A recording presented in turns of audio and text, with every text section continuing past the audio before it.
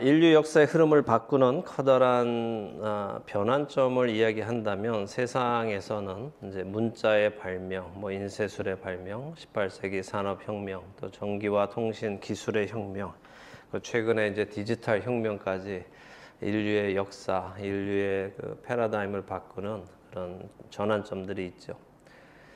자신의 관심 분야가 어디냐에 따라서 그 변환점들을 아마 꼽을 겁니다. 미술에 관심 있는 사람은 미술가나 미술사조 어떤 부분을 이야기할 거고, 음악에 관심 있는 사람들은 음악가나 음악 형식의 변화를 꼽을 것입니다. 하나님의 관점에서는 어떨까요? 인류 역사의 변환점들, 전환점들이 있다면 하나님이 바라보시는 그 전환점들은 뭘까요? 저는 아마도 창조, 타락, 그리고 구원이라고 생각합니다. 그리고 구원은 구체적으로 예수 그리스도의 성육신 하심과 십자가의 죽음, 그리고 부활이라고 할 수 있을 것이라고 생각해요.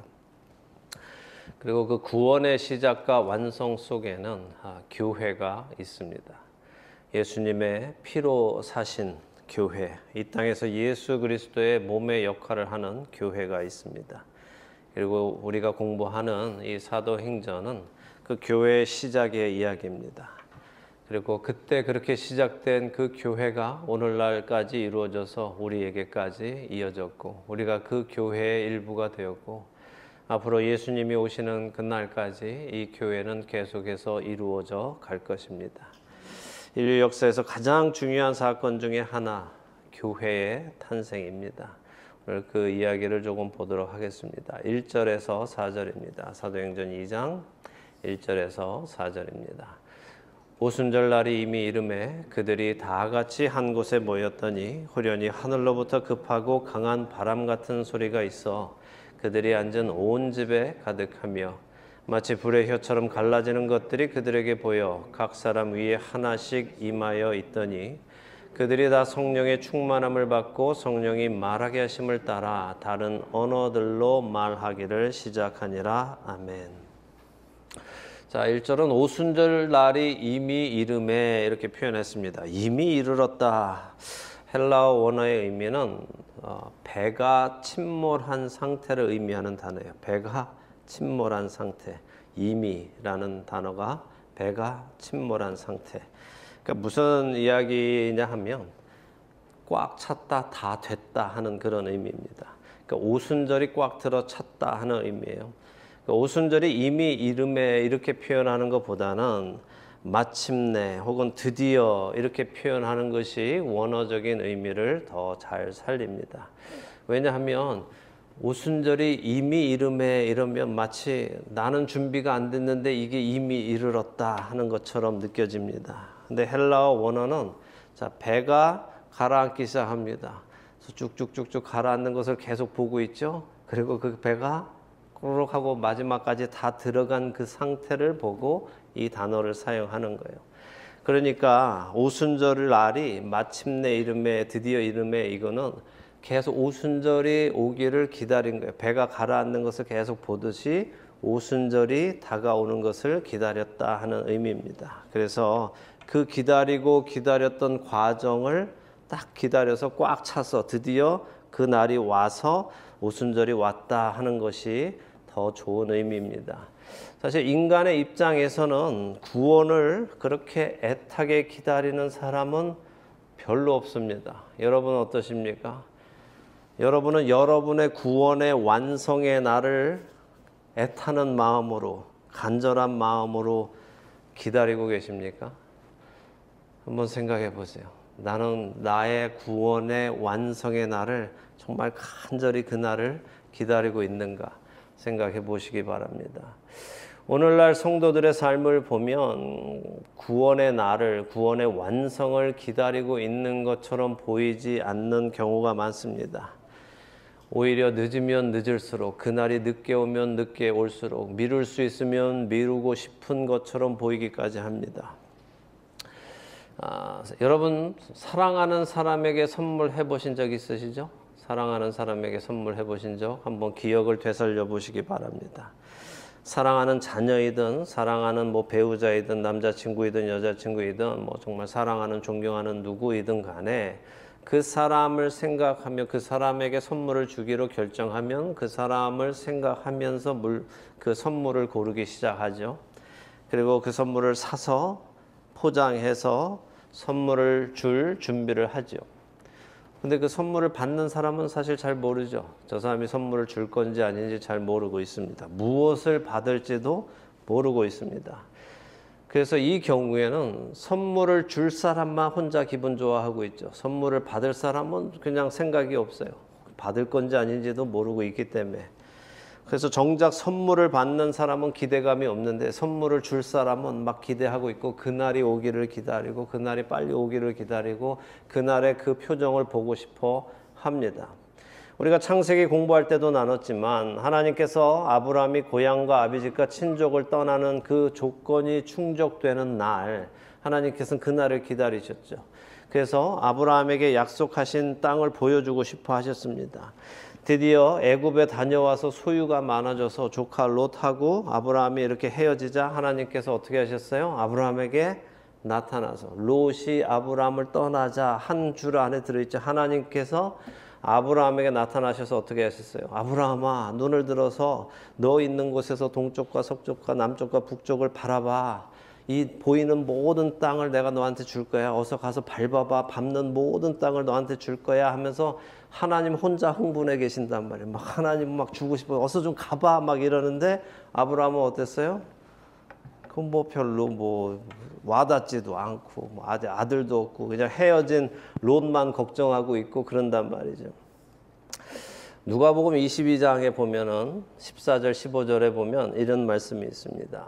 때가 이름에 예수께서 사도들과 함께 앉으사 이르시되 내가 고난을 받기 전에 너희와 함께 이 유월절 먹기를 원하고 원하였노라. 이렇게 말씀하세요. 자, 드디어 때가 찼어요. 어떤 때가? 예수님이 죽으셔야 하는 때가 찼습니다. 예수님이 십자가를 지셔야 할 때가 찼어요. 근데 그 때가 드디어 찼는데 예수님이 하시는 말씀이 내가 너희와 함께 이 유월절 먹기를 원하고 원하였노라 라고 말씀하세요. 정말로 이 날을 기다렸다 하시는 거죠. 오늘이 되기를 나는 정말 기다렸다. 오늘 이 저녁에 너희와 함께 이 유월절 먹는 날을 나는 지금까지 기다려왔어 라고 말씀하고 계세요. 왜 그렇습니까? 이제 하나님의 백성들이 죄사함을 받는 날이 드디어 와서 하나님 안으로 들어가게 할 수 있는 하나님과 함께 살 수 있는 그 날이 드디어 이제 왔기 때문이죠. 자, 하나님, 예수님은 그 유월절 먹는 날을 언제부터 기다리셨을까요? 언제부터 기다리셨을까요? 아담과 하와가 타락했던 그날부터 기다리셨습니다. 창조 때부터 기다리셨어요. 아담과 하와가 선악을 알게 하는 나무의 열매를 따먹고 하나님의 임재 안에 있던 에덴을 떠나는 그날부터 하나님과 예수님은 이 날을 기다리셨습니다. 우리가 뭐 정확한 날짜를 알 수는 없지만 성경으로 보면 약 4,000년 정도를 하나님과 예수님은 기다리신 거예요. 오늘 이 유월절을 너희와 함께 먹기를 원하고 원하였다. 4,000년을 기다리신 날이죠. 근데 제자들은 어땠을까요? 그 유월절 식사를 하기를 기다렸을까요? 아니죠. 그냥 이들에게는 또 한 해의 유월절일 뿐입니다. 선물을 준비하고 주는 입장에서는 아주 기뻐하면서 주지만 받는 입장에서는 그것이 무엇인지 모르면 별로 기뻐하지 않습니다. 그런 경우 주는 입장은 어떨까요? 이거 정말 좋은 거를 주는데 내가 정말 생각해서 너한테 꼭 필요한 걸 주는데 받는 입장에서는 이게 뭐 이거 나 뭐 쓸 데가 없는데 라고 한다면 주는 입장에서는 어떨까요? 많이 섭섭하겠죠. 이게 얼마나 좋은 건지 모르는 그 표정을 보면 주는 자의 마음도 섭섭해집니다. 요한복음 14장을 한번 펴보겠습니다. 요한복음 14장 16절에서 20절입니다. 요한복음 14장 16절에서 20절을 우리가 읽으면서 예수님의 마음을 한번, 이 말씀을 하시는 예수님의 마음을 헤아리면서 한번 읽어보도록 하겠습니다. 내가 아버지께 구하겠으니 그가 또 다른 보혜사를 너희에게 주사 영원토록 너희와 함께 있게 하리니 그는 진리의 영이라. 세상은 능히 그를 받지 못하나니 이는 그를 보지도 못하고 알지도 못함이라. 그러나 너희는 그를 아나니 그는 너희와 함께 거하심이요 또 너희 속에 계시겠음이라. 내가 너희를 고아와 같이 버려두지 아니하고 너희에게로 오리라. 조금 있으면 세상은 다시 나를 보지 못할 것이로되 너희는 나를 보리니 이는 내가 살아있고 너희도 살아있겠음이라. 그날에는 내가 아버지 안에 너희가 내 안에 내가 너희 안에 있는 것을 너희가 알리라. 아멘. 자, 예수님은 제자들에게 성령님이 임하시는 날을 원하고 계심을 우리는 알 수 있습니다. 그날에는 내가 아버지 안에 너희가 내 안에 내가 너희 안에 있는 것을 너희가 알 것이야 하면서 기뻐하고 계시죠. 이게 정말 태초부터 하나님이 원하신 거. 하나님이 우리 안에, 우리가 하나님 안에, 우리가 함께 거할 수 있는 그 관계를 만드는 것이 하나님이 그렇게 원하시는 것입니다. 제자들은 승천하신 예수님의 말씀을 듣고 예루살렘으로 와서는 마음을 같이 하여 오로지 기도에 힘썼다라는 것을 우리가 살펴보았습니다. 뭘 기다렸습니까? 예수님이 이처럼 원하신 그 약속하신 성령님이 오시기를 기다렸습니다. 그리고 그 오순절 날이 드디어 이르렀습니다. 하나님께서 주시고자 하셨던 하나님의 영, 예수님께서 그렇게 주시고자 하셨던 예수님의 영, 그 성령님께서 바로 이날 오순절 날에 임하시는 것입니다. 사도행전의 제자들은 아브라함이나 유월절 만찬 때 보였던 반응하고는 전혀 다른 반응을 보이고 있습니다. 이들은 이 선물을 받기 위해서 어떻게 했어요? 간절히 기도하며 기다렸어요. 여러분은 어떠십니까? 약속의 이 성령님이 여러분 안에 내주하시며 여러분이 예수님 안에, 예수님이 우리 안에 계시며 살아가는 그 삶을 간절히 원하고 계십니까? 우리 각 사람에게는 각 사람의 오순절이 있어야만 합니다. 나 개인의 오순절이 있어야만 합니다. 우리가 예수님을 구주로 영접하고 구원에 이르면 그 구원을 보증하시기 위해 성령님께서 우리 안에 오시고 우리를 인치시고 우리로 하나님 나라의 백성이 되게 하셔서 하나님 나라의 백성으로 살아가도록 우리 안에 오셔서 우리를 인도하기 시작하십니다. 여러분은 여러분의 그 오순절이 오기를 기다리셨습니까? 만일 여러분이 여러분 개인의 오순절을 기다리셨다면, 그래서 성령님이 여러분 안에 내주하고 살아가고 계신다면 여러분의 삶은 변화하고 계십니까? 여러분의 삶은 성령님의 인도하심을 따라 변화로 이어져 가고 있습니까? 여러분이 신앙생활을 하신 지가 언제부터인지는 알 수 없지만 정말 성령의 능력의 성령님이 오셔서 여러분 안에 내주하며 살아가기 시작하셨다면 여러분의 삶은 반드시 변화되어지게 되어 있습니다. 만일 성령님이 여러분 안에 오셨는데도 불구하고 여러분 삶 속에 성령의 열매가 맺히지 않는다면 그것은 성령님이 안 계시거나 여러분이 성령님을 소멸한 것이거나 둘 중에 하나일 것입니다. 성령을 따라 행하고 계신지, 성령님이 충만한 삶을 살아가고 계신지 여러분 점검하셔야 됩니다. 만일 여러분에게 여러분 개인의 오순절이 아직까지 없었다면 그날을 기다리시기 바랍니다. 이거 부끄러운 것 아닙니다. 나의 오순절이 아직 오지 않았는데 마치 나의 오순절이 이미 이른 것처럼 다른 사람들 앞에 가식적으로 행동하지 마시고 정말 중요한 것은 나의 개인의 오순절이 왔는가 하는 거예요. 성령님께서 내 안에 들어오셨는가 하는 것입니다. 안 오셨다고, 내가 아직 그 경험을 하지 못했다고 해서 창피해서 남들에게 마치 성령님이 내 안에 살아계신 것처럼 행동하지 마시고, 아직 오시지 않았다면 여러분 어떻게 하셔야 되겠습니까? 그날을 기다려야 합니다.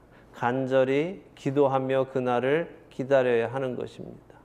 성령님은 그냥 기대도 안 하는 사람에게 그냥 찾아오시는 게 아닌 것으로 우리는 보았습니다. 계획하신 하나님께서, 예수님께서 분명하게 말씀하셨어요. 고향으로, 집으로 가지 말고 예루살렘으로 가서 약속하신 그분이 오실 때까지 기다려라. 그리고 제자들은 예루살렘에 가서 그분이 오실 때까지 기도에 전념하며 기다렸습니다. 여러분의 오순절도 마찬가지입니다. 그분이 여러분의 삶 속에 들어오시기를 기대하지 않는데 그냥 들어오시는 분이 아닙니다. 하나님은 아주 인격적인 분이셔서 강권적으로 그렇게 우리를 믿게 하시는 분은 아닙니다. 우리 안에 하나님을 향한 사랑과 소망과 갈증이 있을 때에 하나님께서는 우리에게 하나님 안으로 들어올 수 있는 은혜를 베푸시는 분입니다. 우리가 예수님을 믿고 신앙생활을 하는 이유는 무엇입니까? 구원받기 위함입니까? 하지만 구원은 이미 주어졌습니다. 예수님을 통해서 구원은 이미 주어졌단 말입니다. 이미 구원은 주어졌으니 이제 그냥 살다가 천국 가면 되는 것입니까? 아니죠. 구원을 주신 그분이 원하시는 것이 있을 것입니다. 그것이 무엇입니까? 그분이 내 안에, 내가 그분 안에 사는 것입니다. 하나님 안에서 살아가는 것, 성령님을 따라 살아가는 것, 과거에 가지고 살았던 옛사람을 벗어버리고 새 사람을 입고 살아가는 것, 그것을 위해서 예수님께서 십자가에서 못 박혀 죽으시고 부활하신 것입니다. 주님이 주시고자 하는 그것을 나도 간절히 받기를 원하는 자가 되어야 합니다. 내 필요한 것만 달라고 기도하는 자들이 아니라 주님이 주시고자 하는 그것을 받고자 하는 자들이 되어야 한다는 말씀입니다. 그게 하나님의 자녀이고 하나님의 백성의 모습입니다. 오순절 날이 드디어 이르렀습니다. 여러분 개인의 오순절 날이 임하시기를 예수님의 이름으로 축원합니다. 오순절에는 여러 가지 의미가 담겨 있지만 그 중에 하나는 맥추절이다라고 해서 보리와 밀을 추수하기 시작하는 절기입니다. 특별히 출애굽한 이스라엘 백성들은 약속의 땅 가나안에 들어가서 첫 번째 해에 농사를 짓고 하나님께 그 보리와 밀을 추수해서 그 제물을 가지고 하나님 앞에 와서 감사를 드렸습니다. 자, 오순절 날에 성령님이 임하신다는 의미는 이제 이 세상이라는 밭에서 그분이 뿌리신 씨들이 자라 알곡이 되어 추수할 때가 되어서 추수를 시작하신다는 말씀입니다. 그 추수는 오순절로부터 시작하여 예수님께서 다시 오시는 수장절까지 이어지는 것입니다. 그것이 세상의 하나님 나라의 백성을 추수하는 알곡을 모으는 일인 것입니다. 수확하신 모든 알곡을 창고에 들이시는 그날까지 오순절에 시작된 그 추수는 시작되고 있는 것이고 오늘 우리에게까지 그 추수의 날이 온 것입니다. 그 성령님이 어떻게 임하셨는지 잠시 보도록 하겠습니다. 대부분 우리는 남의 말도 대충 듣고 자기 생각대로 자기 마음대로 이해하고 기억하는 경우가 너무 많죠. 성경을 통해서 성경이 말씀하시는 성령님을 제대로 보기 원합니다. 대부분 많은 사람들이 생각하듯 성령님은 바람과 불로 임하지 않으셨습니다. 제가 오늘 찬양 준비하면서도 성령에 관한 찬양 준비하는데 바람처럼 불처럼 임하소서 이런 가사들이 너무 많단 말이에요. 근데 바람처럼 불처럼 임하시는 것이 성령님이 아니시라는 것을 우리가 성경에서 분명히 좀 보도록 하겠습니다. 자, 2절에 보면 하늘로부터 급하고 강한 바람이 불었다고 하십니까? 아니죠. 급하고 강한 바람 같은 소리가 있다고 하십니다. 바람이 불었다는 것이 아니라 바람은 불지 않는데 급하고 강한 바람 같은 소리가 났다는 거예요. 그리고 그 소리가 집안을 가득 채우고 있었다는 겁니다. 어떤 소리일까요? 급하고 강한 바람 어떤 소리 납니까? 뭐 이런 소리가 나겠죠. 그 소리가 집안에 가득했다는 거예요.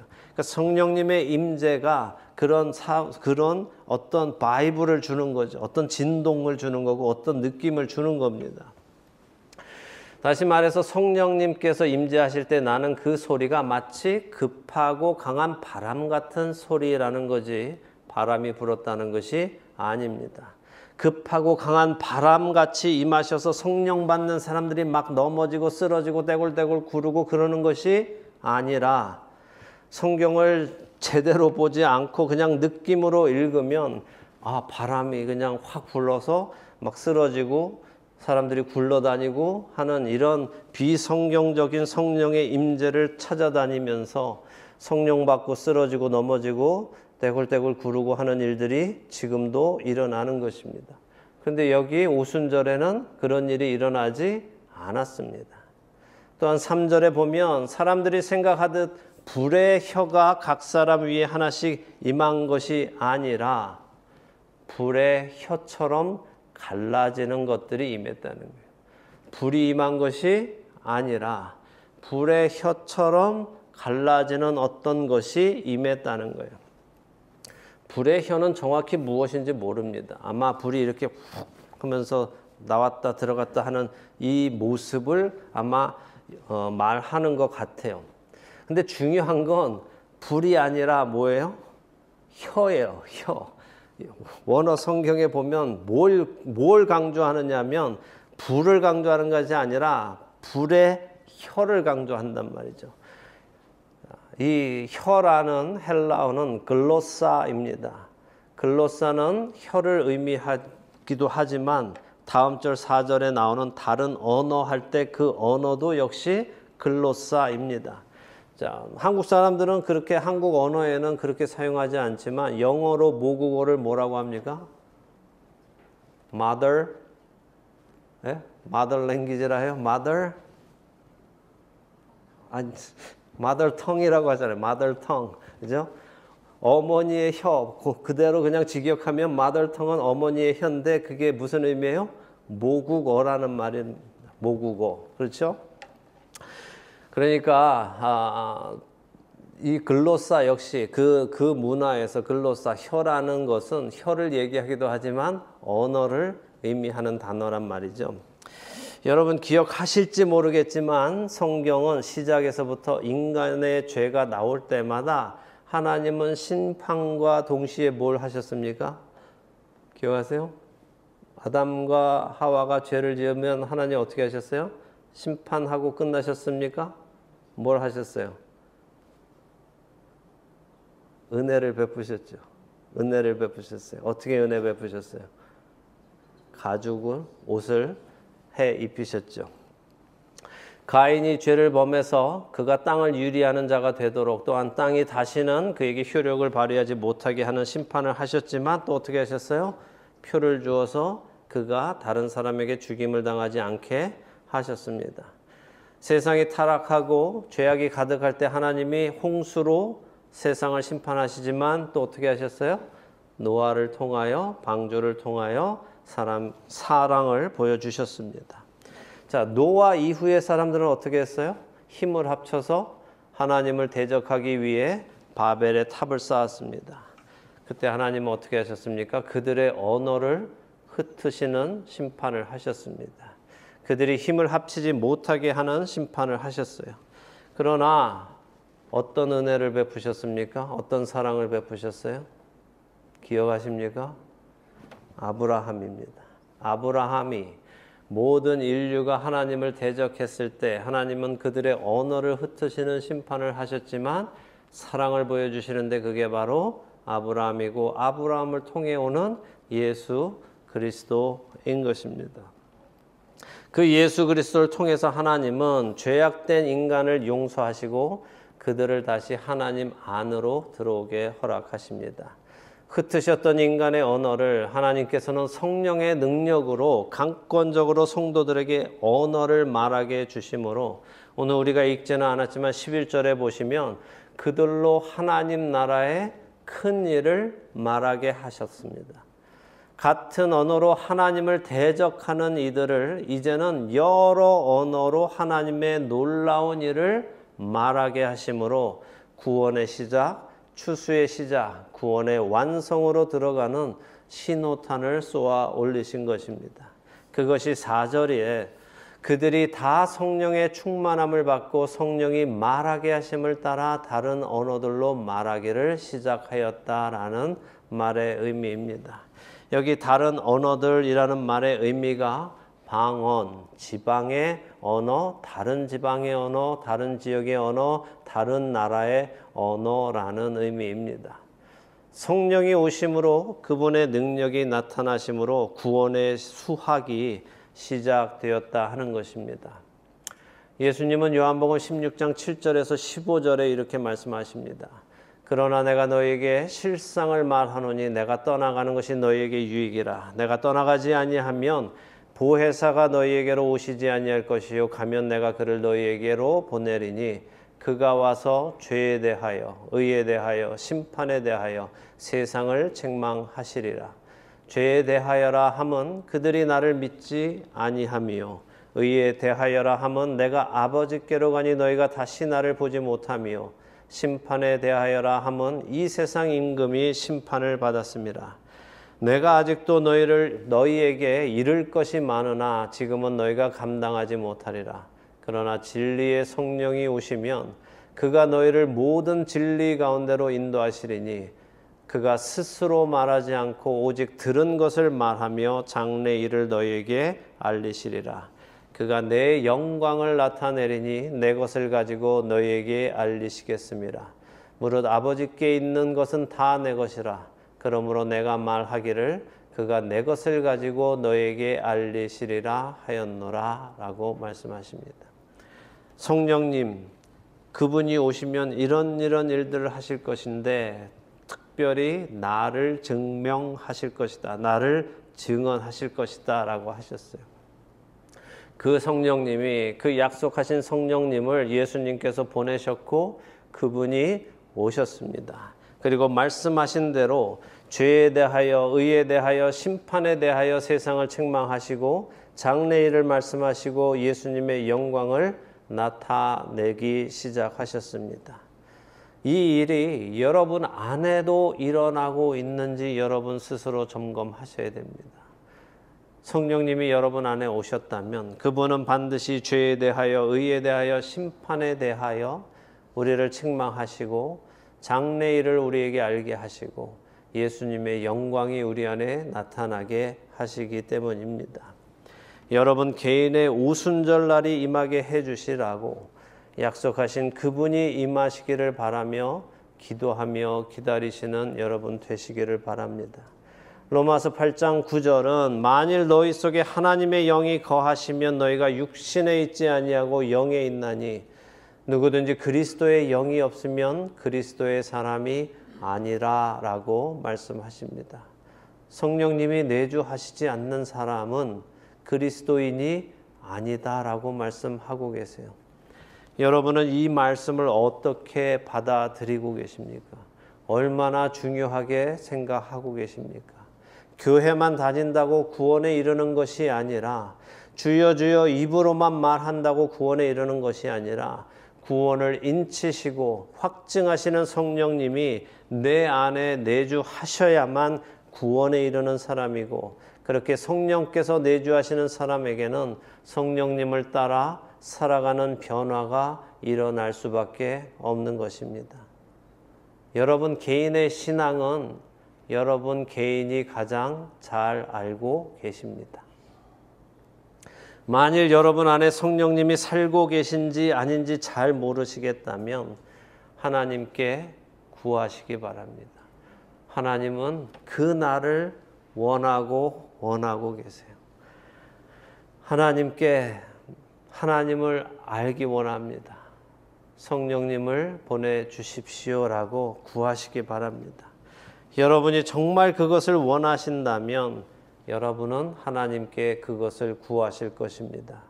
약속하신 성령님을 나에게도 보내주시라고, 여러분 개인의 오순절이 오게 해주시라고 간구하심으로 성령님을 받아들이는 여러분 모두가 되시기를 우리를 구원하신 예수 그리스도의 능력의 이름으로 축원합니다. 아멘. 기도하겠습니다.